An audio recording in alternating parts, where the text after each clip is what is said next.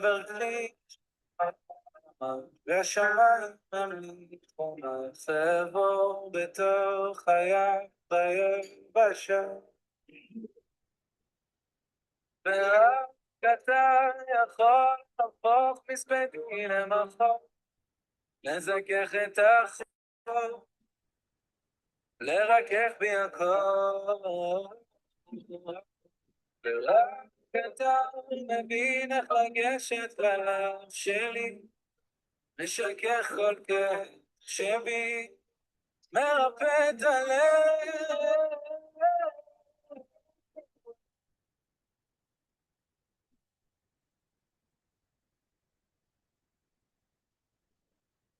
Bom dia a todo mundo, bom feriado a todos. Hoje a gente vai comentar a Parashat Toldot, conduzido aqui pela Carla, nossa querida Hazanit. A Carla estudou música na Universidade de Tel Aviv, na Universidade do Rio Grande do Sul, fez pós-graduação em estudos judaicos, tem um currículo enorme, e agora está na escola de Hazanut, do Seminário Rabínico Marshall Mayer, em Buenos Aires. Ela nos inspira todo dia, cantando, e agora vai nos inspirar falando. Né? Com certeza. Então, bom dia a todos. Vou passar a palavra para a Carla. A música era para mostrar, né, como é que é o coração dividido de uma mãe, né, que é o tema da Parashat Toldot. Como é que o nosso coração fica despedaçado, né, diante dos filhos. Né? Então, passa a palavra. Obrigada, Silvia. Boker Tov, Boker Or. Obrigada pela apresentação tão querida. Vamos tirar as coisas aqui de volta, que é muito livro na minha volta. Bom, pessoal, queria começar. Estou aqui com a minha listinha de tópicos. Primeira coisa que eu queria começar falando é que hoje é 20 de novembro. Hoje é o quê?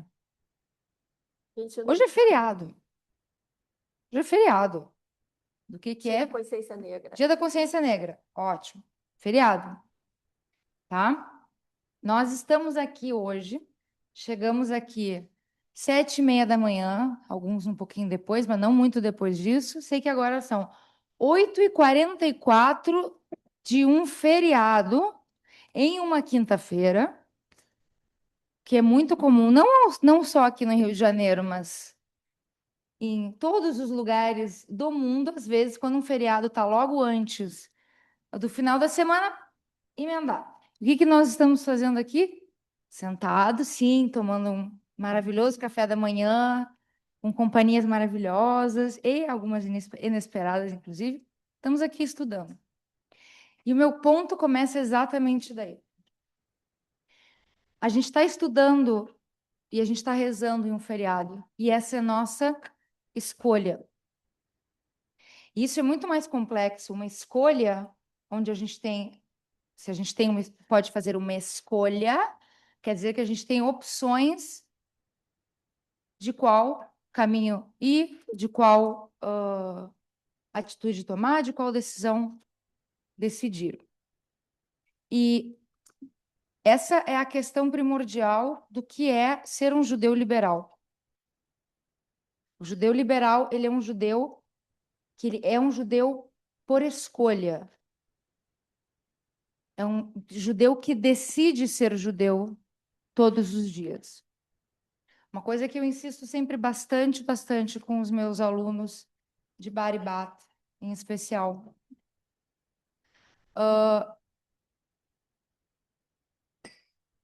É que essa escolha que a gente faz, ela de forma alguma, e é uma das coisas que mais me incomoda quando eu escuto as pessoas falando sobre o judaísmo liberal, é como se fosse um judaísmo mais fácil. E justamente nós estarmos aqui, num feriado, às 8h45 da manhã, estudando, mostra que fácil não é nada, porque a gente teve hoje a possibilidade de ficar na cama dormindo, de ficar em casa com a nossa família, de curtir o feriado, de ir para a praia, de malhar. Você pode fazer tudo isso depois, tá? E a gente veio para cá. E isso é uma escolha. Então, eu queria começar por aí. Que o judaísmo liberal, ele é um judaísmo de escolha e ele é um judaísmo de pensamento. O que é de pensamento? Que quando eu escolho o que dentro das, vamos pegar assim, tópicos, grandes tópicos judaicos, vamos pegar Kashrut e Shabbat. Quando eu escolho como é que eu vou fazer a minha Kashrut, ela tem que ser uma decisão por escolha. E casualmente, na última sexta, eu estava dando aula para a turma de Baribat e eu trouxe para eles alguns exemplos, porque a gente está muito acostumado com aquela questão de que, ok, tudo que está incluso dentro da kashrut ortodoxa, obviamente, está incluso numa kashrut liberal. E isso não necessariamente é verdade. Um dos exemplos que eu mais gosto é o ovo. O ovo para tacaxera é só não ter o quê? Mas eu não como qualquer ovo. Porque dentro das escolhas e das decisões do judaísmo liberal, eu não estou falando em reformismo e conservador, eu quero pegar uma coisa mais ampla. Mas uma das linhas de kashrut no movimento liberal é a kashrut que ela está ligada diretamente ao Tikkun Olam. Então, eu não como ovo se esse ovo não vier de uma granja que trate suas galinhas com ética. Então, eu só como ovos free range por uma escolha ética. Assim, também existem muitas pessoas que decidem, dentro da sua kashrut, não comer carne, também por uma questão ética. Eu fui vegetariana durante vários anos. Agora eu tô tentando meio que voltar, mas gaúcha vegetariana é uma coisa difícil. E a questão, de novo, que eu volto, são as nossas escolhas. Que as nossas escolhas enquanto judeus liberais, elas não podem ser. Ah, porque sim. Ah, porque eu vou comer porco porque eu gosto. Não. Olha, poder tu pode, mas não é isso que se espera de um judeu liberal. E aí eu trouxe para vocês alguns comentários do rabino Jacob Neusner, se eu estou pronunciando corretamente, autor de um livro fantástico que eu recomendo, que é Invitation to the Talmud. E o prefácio que ele faz é uma das coisas mais sensacionais que eu li ever. E ele fala muito antes dele entrar, né, nessa introdução ao Talmud, ele entra na introdução da introdução, que é o que é? Que é a importância do pensamento e do estudo dentro do judaísmo. A minha decisão hoje, assim, ó, Parashat Toldot, nós estamos aqui, conheço todos vocês, que coisa legal isso.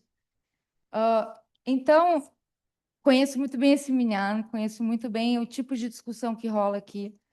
Então, assim, ó, Parashat Toldot é uma história muito conhecida. Existem várias discussões que a gente pode fazer Parashat Toldot. E quando eu estava pensando no que falar nesse estudo, eu decidi que eu não queria falar nada sobre essas discussões sobre a questão da mãe e do pai, em ajudar os filhos, em escolher qual filho merece ou não merece a bênção na relação de Yaakov com Esav, de se é justo ele negar comida por irmão, enfim, porque todas essas discussões, na minha opinião, para esse grupo aqui, são muito rasas. Ou são muito rasas, ou elas já foram tidas. E foram tidas aqui, já sentei nessa mesa, e foram tidas de forma maravilhosa. Então eu pensei, poxa, eu não queria vir aqui e repetir. Repetir coisas que a gente já disse, que a gente já discutiu, que tentei trazer alguma coisa, pensar em trazer alguma coisa diferente. Vamos ver se eu consigo. Ou pelo menos fazer a gente pensar em uma coisa diferente.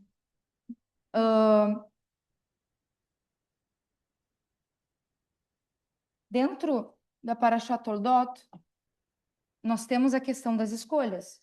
São as escolhas de Yaakov em seguir com aquele engano ajudado pela mãe para receber a bênção do primogênito. Que essa é uma escolha que muitos defendem que teve um preço depois na vida dele. A escolha da própria Rivka em fazer, de novo, ajudar com esse engano. São escolhas. E aí eu volto, nós estamos aqui num feriado. E isso é uma escolha. As escolhas que a gente faz têm consequências boas, têm consequências ruins. E voltando para o que eu estava falando sobre o prefácio do Invitation to the Talmud do Rabino Yaakov Neusner, sobre a questão do estudo. E separei algumas partes para trazer para vocês. Quando ele fala que muita gente que pensa que o estudo, não só o estudo judaico, vamos dizer, estudo de temas judaicos, mas o estudo como um todo. Enquanto muita gente acredita que quanto mais a gente estudar, mais longe né, estudar estudar medicina, estudar história, estudar arqueologia, enfim, que isso talvez nos afaste da religiosidade, nos afaste de Deus. Ele defende que justo é o contrário. E existe um exemplo muito clássico para isso, que é a criação do mundo. A criação do mundo, a gente está lá. O mundo foi criado em quantos dias, de acordo com a Torá?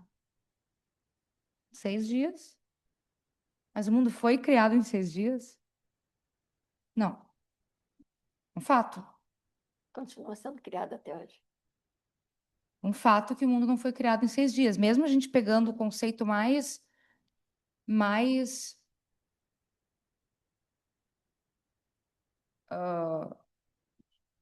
não. Restrito. Obrigado. De criação do mundo. Então, a gente estudar arqueologia, a gente estudar biologia, a gente estudar o próprio desenvolvimento do universo, a gente estudar física, isso vai nos afastar de Deus, só pode, porque a palavra de Deus é que o mundo foi criado em 6 dias, mas só um pouquinho. Eu estou aqui estudando e não foi criado em 6 dias, então, opa. E isso é uma questão que não só eu tive certa dificuldade em organizar na minha cabeça, conforme, né, em criança, adolescente, e em como é que isso nos coloca junto com a nossa religiosidade. A própria questão da origem da Torá.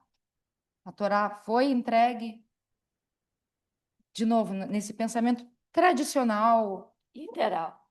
literal, ela foi entregue na sua íntegra no Monte Sinai para Moshe né? Moshe passou para Yoshua, Yoshua para os anciãos, os anciões para os juízes, enfim.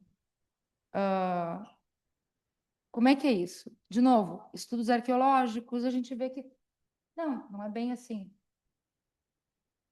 E durante muito tempo isso foi uma coisa para mim muito difícil de fazer essa divisão. E esse prefácio desse livro realmente traz que o estudo para o judaísmo, enquanto outras religiões trazem que a santidade vem de outras formas. A santidade pode vir do martírio, a santidade pode vir do jejum, atingir esse estado de santidade pode vir de uma Mudança de nome. uma mudança de nome.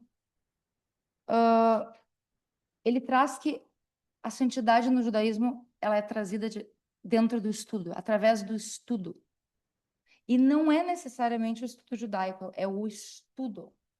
Eu achei isso sensacional, sensacional. Recomendo vocês, depois, se puderem, ir atrás desse livro, que é realmente sensacional. Onde é que tá?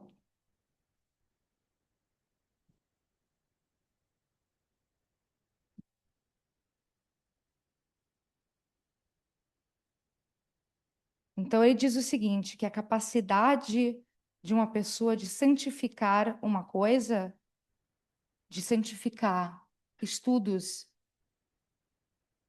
medicina, enfim, que a gente falou, isso é o que nos traz a santidade enquanto judeus.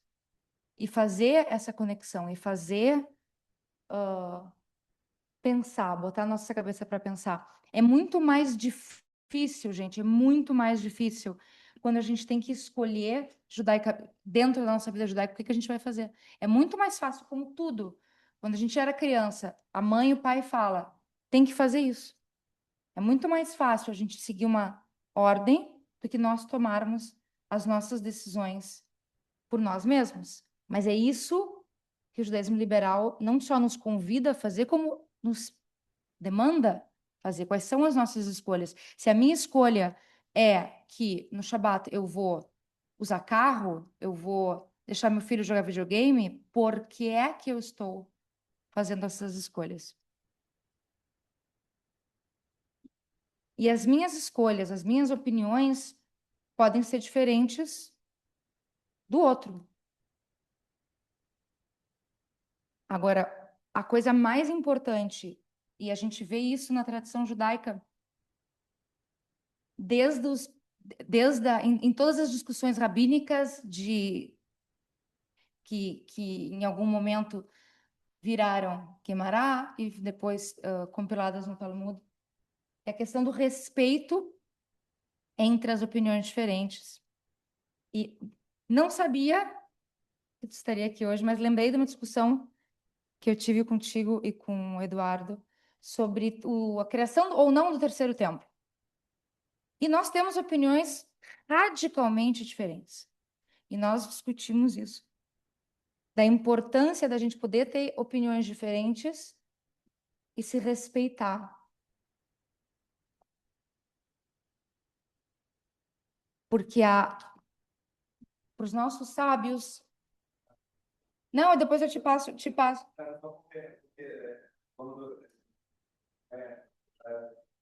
queria assim, para mim, para o meu marido, é uma coisa tão absurda e impossível de que não teria essa questão de... Não, mas não é. Eu já achou que não vê ninguém desculpa dele, conversou, mas assim, nossa, não sei o que, tem algum comentário, e é, cara, eu acho que não, acho que não, foi um choque pra gente também, dentro Da possibilidade. Eu acho que, mas a possibilidade que pra gente é uma coisa pode ser mas a questão não. Mas peraí, Silvia, a questão não é. Eu peguei isso apenas como um exemplo, porque nós conversamos dentro disso sobre a questão do respeito. E eu queria pegar o exemplo, que é um exemplo muito famoso, que é o exemplo de Hillel e Shammai. E a casa, não só Hillel e Shammai, mas a casa de Hillel e a casa de Shammai. Hillel e Shammai, dois sábios tanaítas, viveram mais ou menos ali anos 50, 60, antes da Era Comum. E apesar de opiniões diferentes, o que se vê muito, o que se via muito e que se faz muita falta hoje é o respeito. E enquanto tradicionalmente o judaísmo vai levar muito, muito, muito mais as opiniões da casa de Hillel do que da casa de Shammai, isso não quer dizer aí vem é porque Hillel estava mais certo quando ele disse A, B, C, D, U, E. Shammai estava errado em falar A, B, C, D, U, E? Não. Um dos motivos pelo qual a gente tende a seguir mais a opinião da casa de Hillel do que da casa de Shammai é justamente pela questão do respeito. Porque os alunos de Hillel, antes de estudarem a sua própria opinião, estudavam a opinião de Shammai. Então, como é importante, a moral da história nunca foi um ter mais razão que o outro. O fato de eu ter uma opinião, da Lorena ter outra, o objetivo final não deve ser como numa batalha uma luta de espadas. Não, eu quero sair vencedora. E sim, eu vou dar os meus argumentos, eu vou ouvir os teus argumentos e não só ficar logo esperando tu terminar para eu poder te. Não, não, não, não. Essa questão do respeito. Isso é uma coisa que a gente vê demais, infelizmente, em todos os aspectos da nossa vida. Seja muitas vezes aqui nessa mesa, no trabalho, com a família. Então, to wrap it up, se a gente pode ter a escolha de estar aqui hoje, a gente pode ter a escolha de não estar aqui hoje. Eu posso ter a escolha de comer do jeito que eu acho que é o adequado. Germano pode ter a escolha que ele acha adequada. Mas o que eu queria deixar para a gente hoje é, primeiro, para fazer essas escolhas, é fundamental que a gente pense, que a gente leia, que a gente estude e que a gente possa respeitar ao outro dentro da sua própria visão.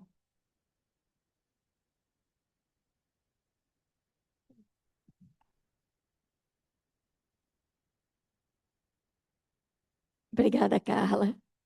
Muito, muito legal, interessante seu comentário. Vou aqui pegar um gancho. Você está falando da questão das escolhas, né? Fazendo um paralelo da Paraxá com a questão da escolha judaica. Eu acho interessante nessa Paraxá, né, a questão da Rivka. A Rivka, ela recebeu uma profecia, né, que ela teria 2 filhos e que um iria, digamos que dominar o outro, que o mais novo, né, teria uma prevalência sobre o mais velho, e ela fez isso acontecer. Quer dizer, então, ela, diante da profecia, ela não esperou a profecia acontecer, ela realizou a profecia. Então, isso é uma escolha, né? Você está trazendo nessa questão de. Ela fez uma escolha voluntária de, aqui entre aspas, mas na realidade, né, mudar a história, mudar uma linhagem que a gente está trazendo até hoje, que é essa linhagem que tem, por um lado, né, uma história tão antiga, ao mesmo tempo, uma história de permitir o questionamento, de estimular o questionamento e de estimular as escolhas. Por mais, por mais questões, eventualmente morais ou éticas, que a gente poderia levantar até no comportamento da Rivka, porque ela Afinal de contas, deu a prevalência de um filho sobre o outro, né? Mas gostei dessa ponte, achei interessante e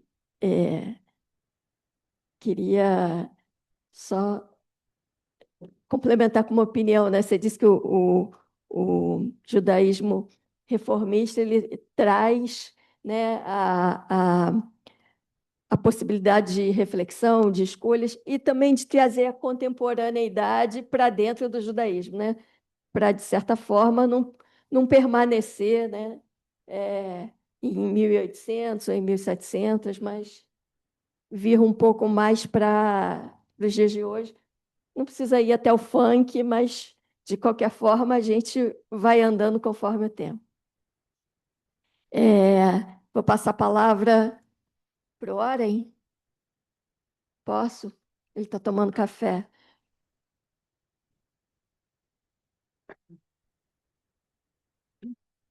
O que me chamou a atenção da Paraxá foi um comentário que eu li do Pinhas Pelli, muito interessante a respeito do, do antissemitismo. Quer dizer, começou um problema aí de Isaac e as pessoas dele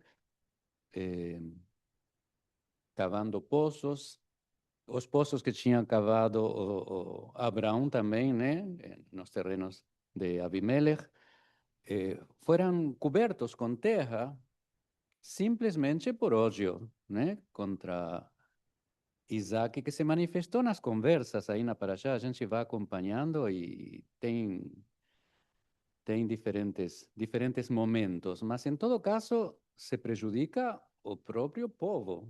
Você cobrindo, isso me lembra quando Israel devolveu o Sinai, depois da guerra de 73, assim, um tempo depois, como parte de acordos de paz, Israel saiu do Sinai, onde tinha construído mini cidades, com tudo o que tem de bom, né? Assentou lá pessoas, então saiu, deixou tudo.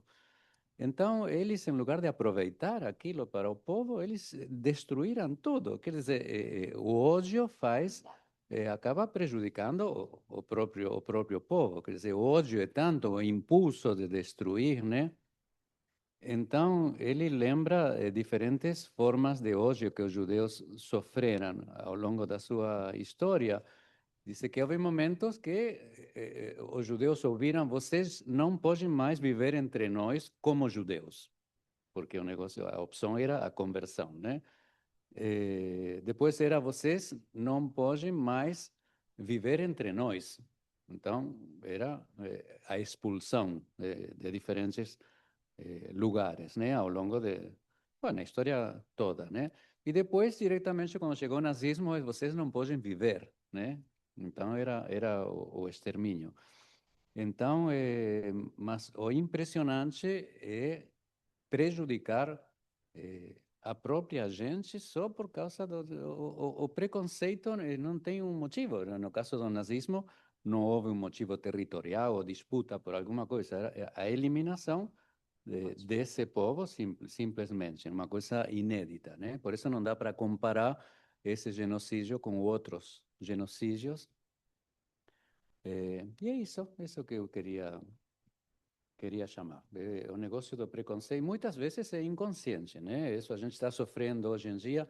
Tanta gente que se identifica muito rapidamente com esse discurso com que as pessoas são bombardeadas o dia inteiro pelas redes. E eu entendo, porque a gente vê isso, né, em pessoas que não são da comunidade. Eu entendo que eles simplesmente ouvem isso o tempo inteiro. Então a gente pode pensar: eles foram convencidos pelos argumentos. Não, na realidade, isso vem a se juntar com algum preconceito que tem, mesmo que seja inconsciente, né? Por isso que tem essa explosão de antissemitismo tão grande, porque essas informações vêm ao encontro de um preconceito que está subconsciente. Bom, é isso. Tchau.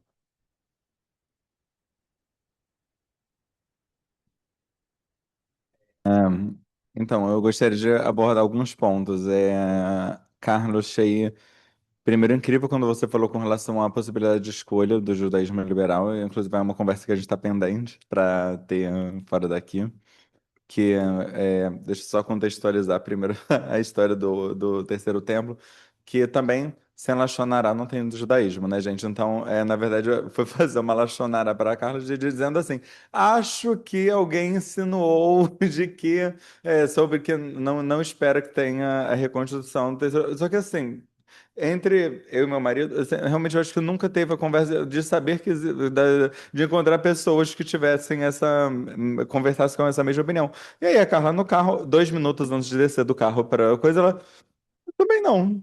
É. E a gente assim, com a bomba, ela assim, então, a gente marca, vamos conversar. Tem uma coisa.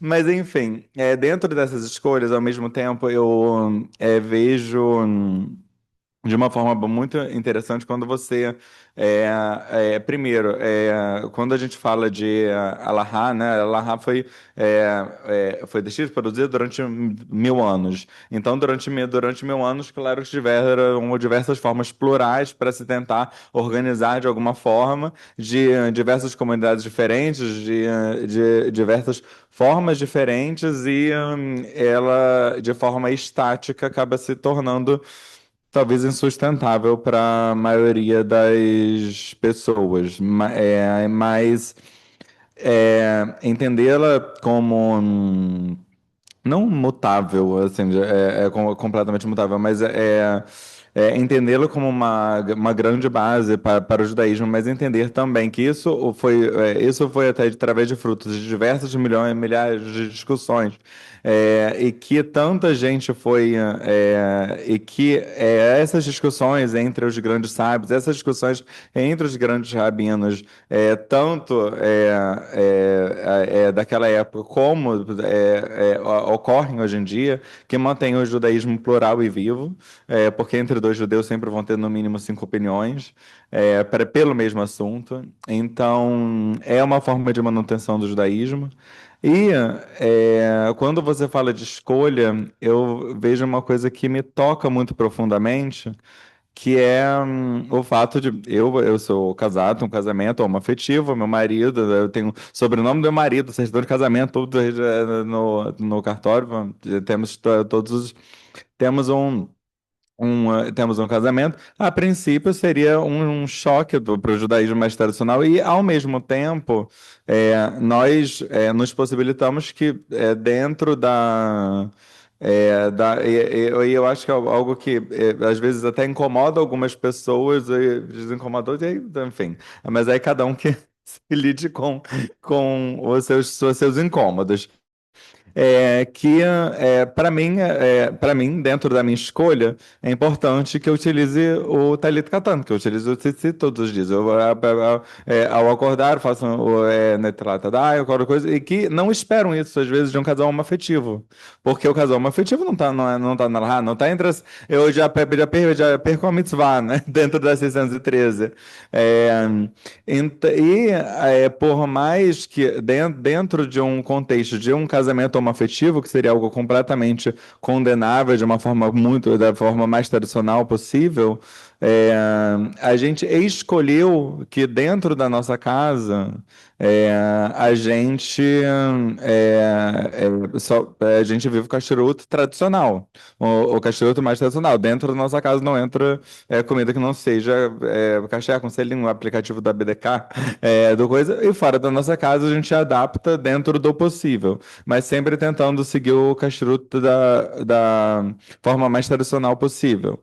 É, a gente, dentro da nossa casa, a gente mora na Lagoa, a gente precisa de um carro para ir à sinagoga.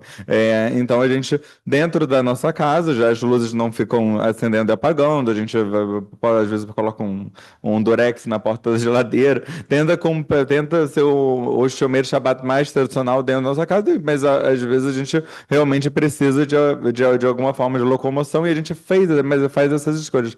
Mas o que eu acho interessante dizer que Ao mesmo tempo que eu e Eduardo escolhemos viver uma relação afetiva, que nós desejamos ter filhos humanos, que já temos dois pets, que são nossos filhinhos também, é, e que a princípio seria a forma, seria o que seria considerado mais liberal de todos. Ao mesmo tempo, eu tenho a liberalidade de escolher cumprir caché restrito dentro da minha casa. Eu tenho os talheres de leite, os pratos de casa, tenho todos separados, os pratos, talheres, todos assim, e coitada da faxineira fica maluca, mas, a gente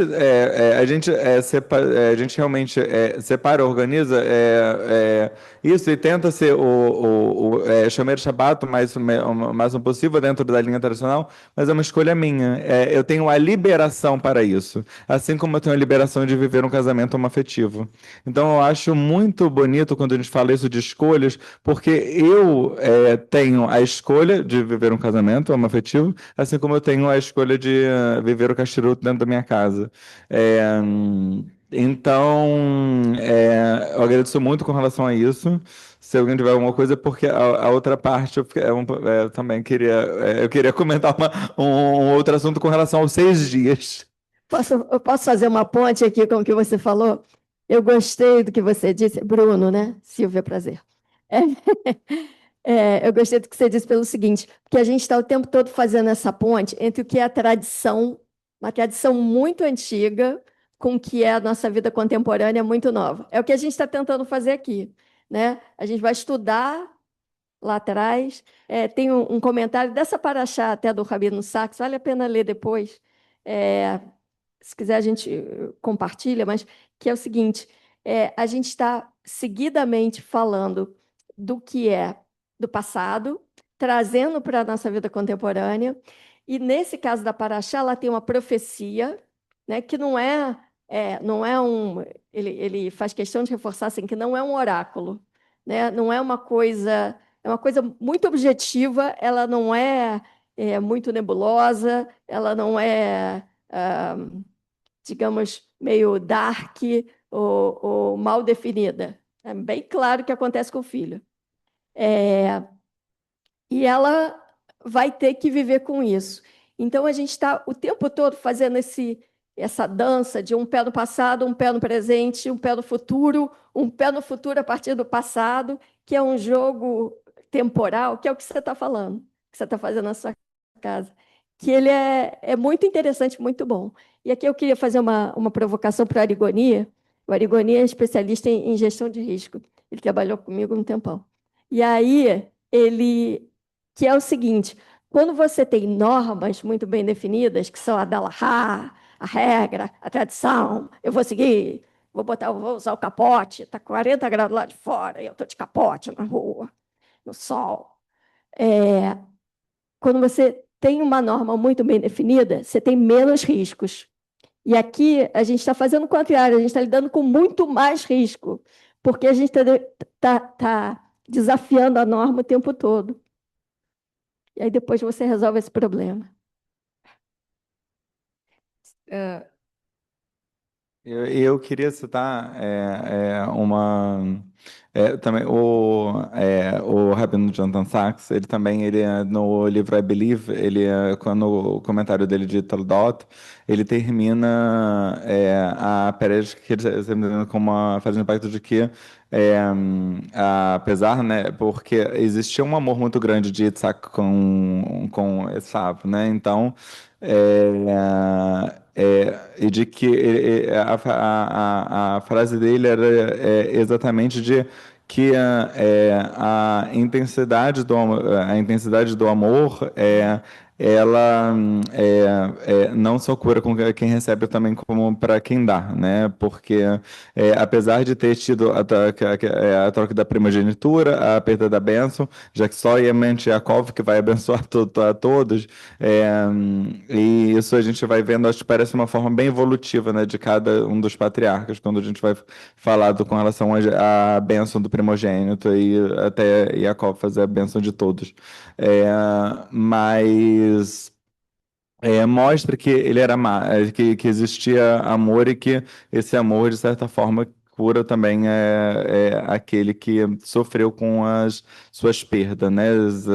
Coisa. Mas eu queria citar a Carla Kajnik. Além de citar o Rabino Jonathan Sacks, eu queria citar uma frase da Carla Kajnik puxando um gancho seu. Quando você falou justamente dessa dívida, porque realmente seguir ela fica meio mais fácil mesmo. Assim, especialmente se você for morar em Israel, uma comunidade dentro, tá tudo organizado, pronto para você. Mas viver esse judaísmo liberal, ficar nesse jogo de puxa, que você puxa de um lado, puxa do outro, e para escolher o que faz sentido para você. A Carla me falou uma frase que eu acho incrível, que eu guardei para coisa que ela disse assim: a maioria das pessoas acham que as pessoas seguem o judaísmo liberal porque é mais fácil. Só que é muito mais difícil do que você seguir a ortodoxia, que tem um manual de comandos tão objetivo, né? Então, não excluindo, obviamente, nenhuma linha do judaísmo, que eu acho que todas se unem e se tornam, e por isso que o judaísmo é tão plural, dessa união da ortodoxia, do maçonismo, do conservadorismo, do reformismo, todo esse judaísmo tão plural. Mas eu acho que essa frase da Carla, ela me marcou muito, porque realmente parece que é como se a ortodoxia tivesse uma dificuldade muito grande por ter que cumprir as 39 proibições do Shabat de forma objetiva, mas você tem a lista. E aí, no momento que você vai ter que entender dentro de você o que faz mais sentido para você, como no livro do Bernardo Sorge com a Rabino Bonda, que é o Judaísmo para o século XXI, que ele fala de Kashrut, que ele fala justamente que quando você lê na Torá, vamos pensar que Deus está passando para Moshe as melhores orientações do que seria mais saudável, mais seguro na época. Como seria qualquer coisa de higienização com relação a sangue? Como seria você fazer a higienização com relação enfim, ao camarão, enfim, ao que foi proibido? Mas será que é mais válido você comprar isso está no livro, tem essa frase exatamente. É mais válido você comprar um ultraprocessado ou uma paçoquita, porque ela tem um selo kasher, do que você comer por exemplo, um animal de abate que não tenha de abate não kasher, só para você comer um sorvete napolitano da Que Bom, que tem que ele é um sorvete kasher, somente para você ingerir alguma coisa que tenha selo, do que você se alimentar daquilo que vai realmente te nutrir, porque naquele momento você não consegue? Desculpa. Mas, desculpa.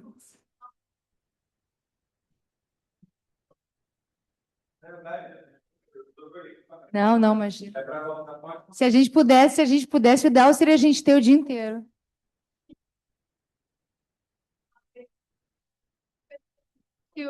Oi. Uma pessoa já trouxe para cá uma ampulheta para que as pessoas não falem. A gente suspendeu a ampulheta temporariamente, mas o meu papel um pouco é fazer isso. Primeiro, obrigado, Carla. Bom, a gente tem essa paraxá anterior, com o Isaac sendo, em tese, o protagonista, quando ele nunca é protagonista de fato, né? Isaac é um personagem que desafiou muito os nossos sábios, porque a Torá fala muito pouco sobre ele, e ele é um personagem extremamente passivo. E na linhagem dos patriarcas, eu queria chamar a atenção sobre de que forma que essa questão, eu vou aproveitar aqui a ideia de escolha que a Carla introduziu, de que forma que a escolha, ainda que às vezes não tão eletiva, às vezes imposta, de se afastar dos pais, impacta cada um dos personagens. Se a gente olhar, né, o que acontece desde Abraão até Yosef, a gente vai ver que Isaac é o filho que não se afastou. é o filho que permaneceu junto aos pais o tempo todo.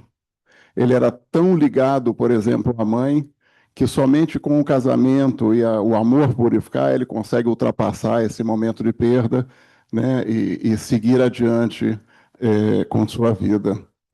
E todos os demais, em algum momento, se afastaram. Abraão, ainda que pelo falecimento do pai, se afasta, né, deixa o pai para trás e segue adiante em sua jornada.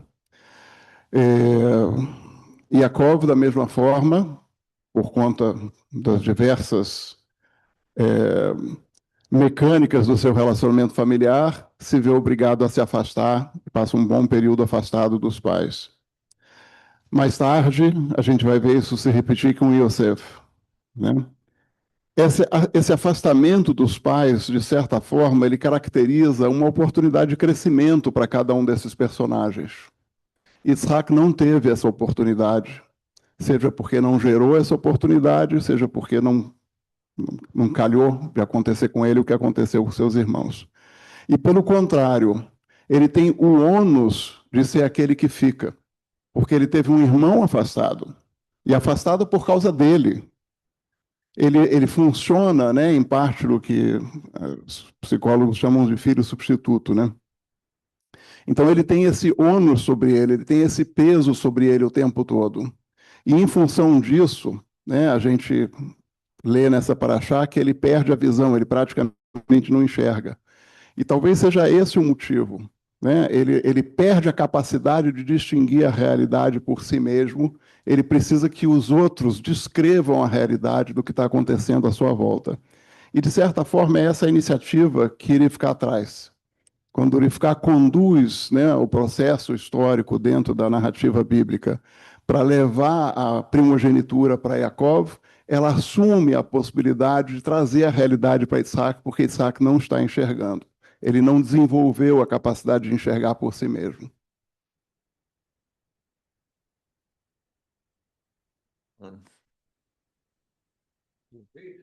Se eu não quiser, tudo bem. Sua escolha. Com o microfone. Enquanto ele pega o papel, eu vou fazer um comentário aqui. Em relação a isso, né, me chama a atenção que a Rivka, ela tem uma ação muito decisiva, né, para mudar o rumo da história, mas cá entre nós, assim, num comentário de bastidores, era um pouco manipuladora, né? E para a presença feminina de tanta importância, isso não é necessariamente bom. Bom, primeiro agradecer a você, Carlos, seu estudo, e vou tomar a liberdade de voltar ao texto propriamente dito, para poder entender melhor os dias de hoje. No estudo da Paraxá, o rabino Sachs ressalta que Yitzhak se vê forçado pela fome a ir a guerrar na terra dos filisteus. Lá, ele sente que sua vida pode estar em perigo porque ele é casado com uma mulher bonita. Ele teme que ele seja morto para que Rivka possa ser levado para o harém do rei Avimelech. O casal se passa como irmão e irmã. O engano é descoberto, Avimelech está indignado, explicações são feitas e um momento passa. Avimelech promete a segurança ao patriarca. Para Yitzhak, ele ordena: quem molestar esse homem ou sua esposa certamente será morto. No entanto, há um resultado conturbado. Yitzhak plantou colheitas naquela terra e colheu 100 vezes mais. O homem ficou rico e sua riqueza continuou a crescer até se tornar muito rico. Ele tinha tantos rebanhos e servos que os filisteus o invejavam. Então, todos os poços que os servos de seu pai tinham cavado na terra do seu pai Abraão, os filisteus os taparam, enchendo de terra. Então, Avimelech disse a Isaque: afasta-se de nós, você se tornou poderoso demais para nós. Então, Isaque se afastou e de lá acampou no vale de Gerar e estabeleceu lá. Os servos de Isaac cavaram no vale, descobriram uma fonte de água fresca lá. Mas os pastores de Gerar brigaram com os pastores de Isaac e disseram: a água é nossa. Então eles cavaram outro poço, mas eles brigaram por esse também. Ele saiu de lá e cavou outro poço, e ninguém brigou por esse, e ele o chamou de Rehovot. Há um aspecto dessa passagem que merece cuidadosa atenção. A palavra Atsum, poder, poderoso. Nossa passagem sinaliza o nascimento de um dos mais mortíferos fenômenos humanos, o antissemitismo. Para entender o antissemitismo, podemos ressaltar alguns aspectos. Qualquer minoria deve ser facilmente notada, deve ser bem-sucedida, pois de outra forma não seria invejada, e deve ser minoria, pois de outra forma não seria atacada. Todas as três condições são essenciais. Todas as três condições estavam presentes no caso de Isaac. Ele era notável, mas não era filisteu. Era diferente da população local como estranho, estrangeiro, alguém diferente. Ele tinha sucesso. Suas colheitas multiplicavam 100 vezes, seus rebanhos eram grandes e o povo invejava. E ele era uma minoria, uma única família no meio da população local. Todos os ingredientes estavam presentes para a destilação de hostilidade e ódio. A outra versão profunda das condições que dão origem ao antissemitismo, dado por Hannah Arendt em seu livro As Origens do Totalitarismo.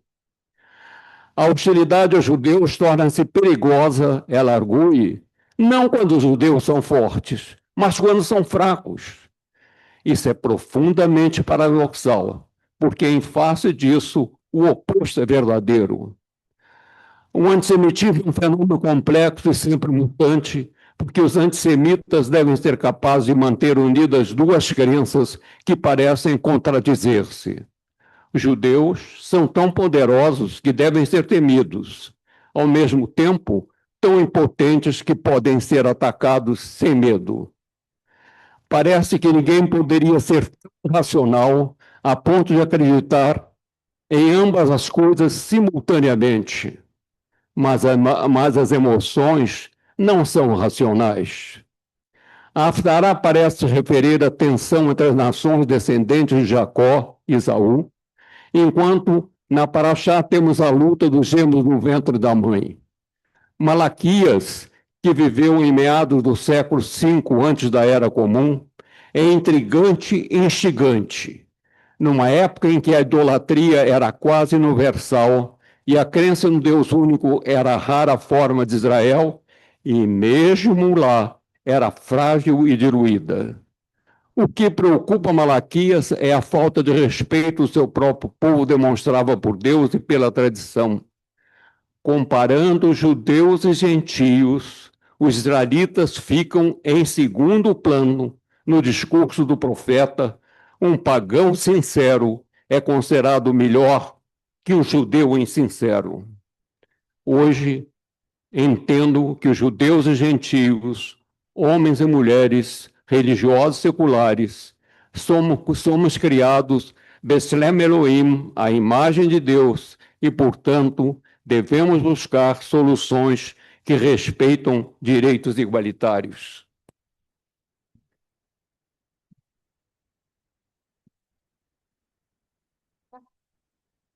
Germano, tu falou agora o judeu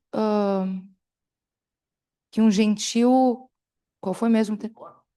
Mas qual foi o termo exato que tu usou? Exatamente, me fugiu. O judeu insincero. Não era isso? O judeu insincero? Hã? Um idólatra, último parágrafo.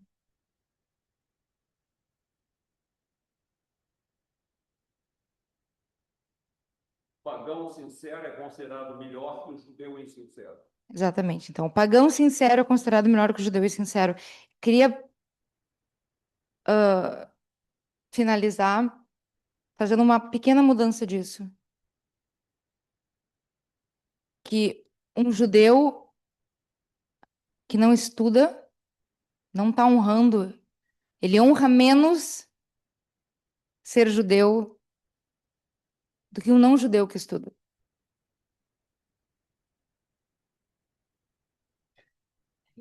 É isso. Então, acho que a gente vai, em função do avançado da hora, vai fechar por aqui. Queria agradecer a Carla mais uma vez e a todo mundo que participou e esteve aqui escutando e falando.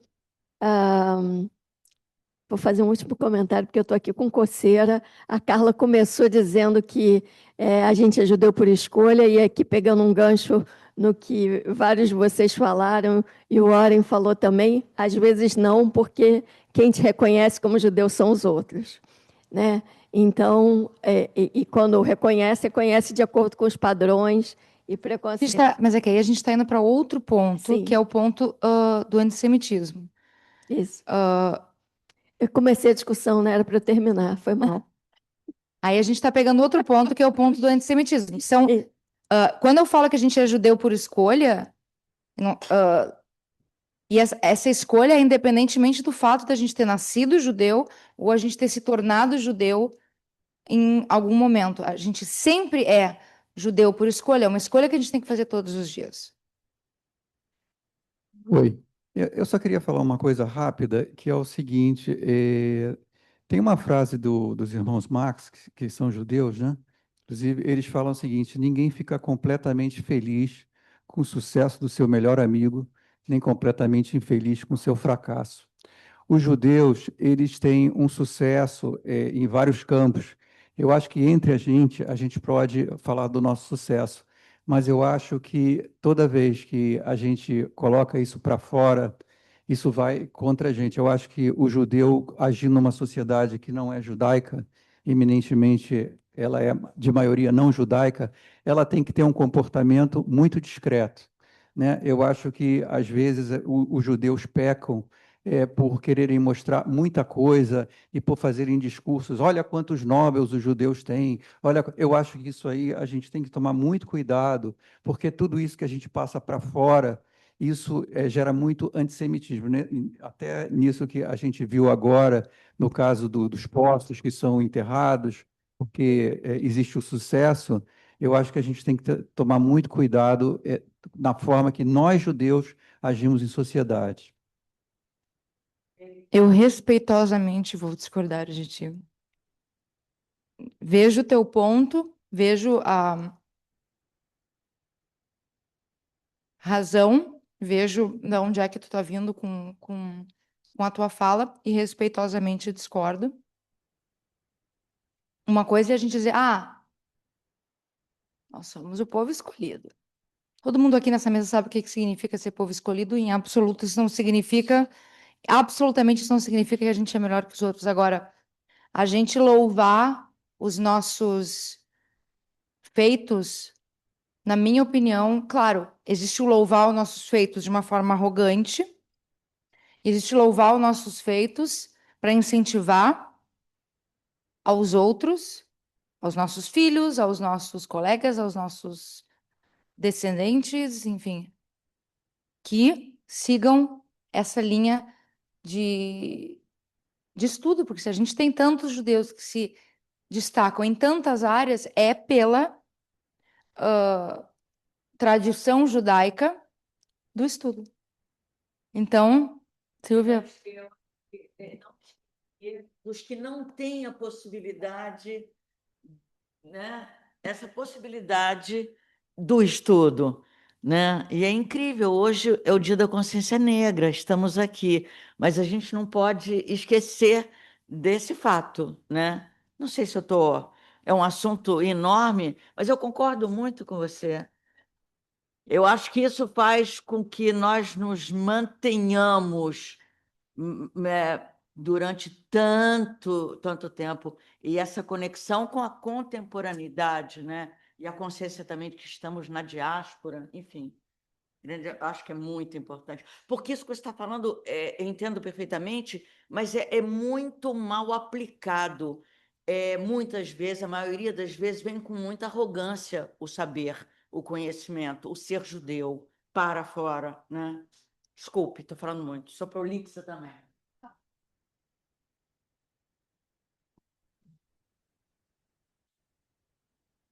Gente, eu queria agradecer a todo mundo pela participação e fico feliz de saber que essa discussão não vai terminar aqui. E a gente pode continuar, não vai terminar nunca, né? Graças a Deus. E a gente vai continuar com ela na semana que vem. Eu só vou tentar fechar aqui por causa do avançado da hora, que eu sei que vocês têm que ir para casa estudar e ir à praia, né?